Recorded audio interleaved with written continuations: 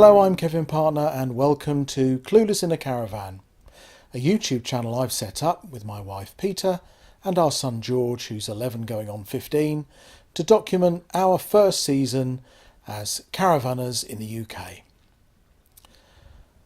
Now, the purpose of the channel is mainly just to be a record of our adventures together, having family time. But we come from the angle of doing this on a budget because, frankly, we're skint. So we don't aim to be instructional in these videos. We hope that we'll give some entertainment. Hopefully we'll give some inspiration, because caravanning can actually be a very good value way of spending family time together. We've actually been thinking about this for some years, since the draconian term time absence rules came in. And our first instinct was to go for a camper van. Unfortunately, on our sort of a budget, sort of camper van you could get is suboptimal, let's put it that way. In fact, on our one and only excursion in such a camper van, it was a bit like being strapped to the front of a particularly rusty rocket. An experience never to be repeated, frankly.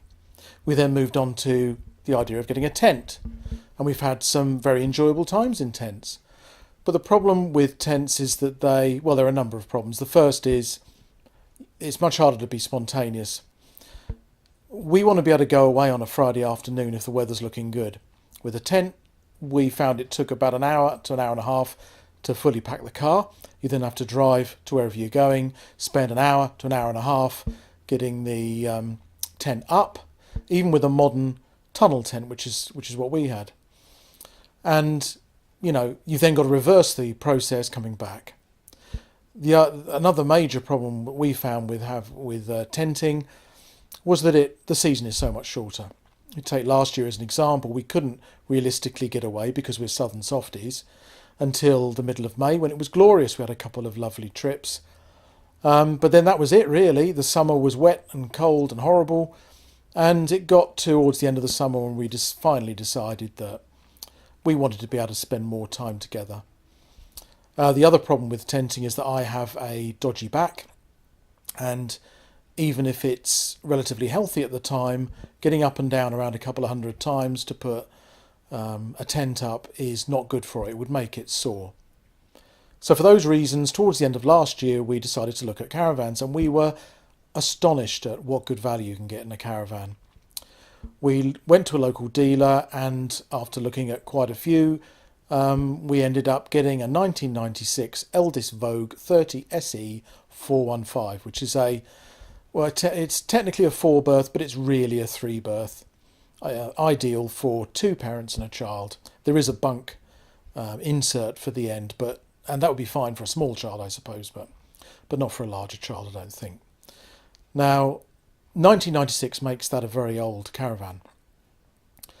And I don't want you to think that whilst we are clueless and naive, that we went into it and just slammed the money down and towed it away. We took with us a professional mechanic, who also happens to be a caravanner. And he gave it the check and passed it for safety. It was actually been very well looked after. We were astonished at what good condition this caravan was in. And in fact, when I looked through the paperwork, I could see that the floor had been replaced less than 10 years ago. So we've got at least that bit is half the age of the rest of the caravan. So in our excitement, we towed it away in September of last year, and it was a disaster. Our very first one was an utter disaster. We'd already checked that our car was a good match for what is actually quite a light caravan. It's got plenty of power in it. Again, we'd had our mechanic confirm this. But 2 miles from our first local caravan stop, I heard a loud explosion, which sounded like the tyres had gone. But actually, once we got out and checked that that wasn't the case, looked under the car, I could see that actually what had happened is the turbo had gone. So we waited by the road for an hour for the AA to turn up. He managed to patch it up enough for us to limp onto our site. We then spent a horrible wet Sunday sitting in the caravan. Well, I say horrible, the weather was horrible. Couldn't go anywhere, couldn't drive off site because the car wasn't drivable. There was stuff going on at home with our family that was also causing stress. But you know, despite all of that, despite the fact that it hammered down for the whole of Sunday and there was nowhere to go, we loved it. We loved being inside the caravan. It was marvellous.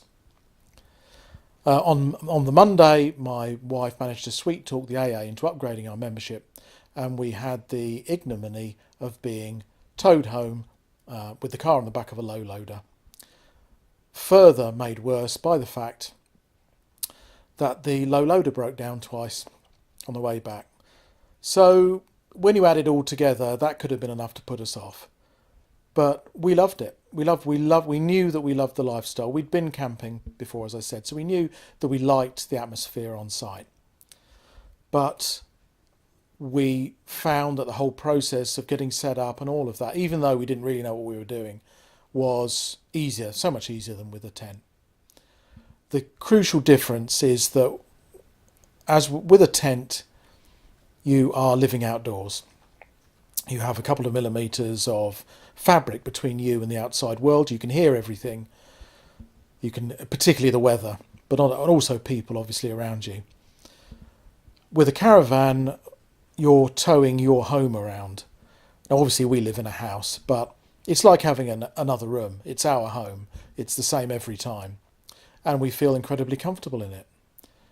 So because I believe in getting back on the bike as soon as you can, a few weeks later, we booked back to the same site and had what was essentially a completely problem-free experience. And certainly the drive back was marvellous. Wasn't a problem at all. I had resisted caravans because I was frightened of towing.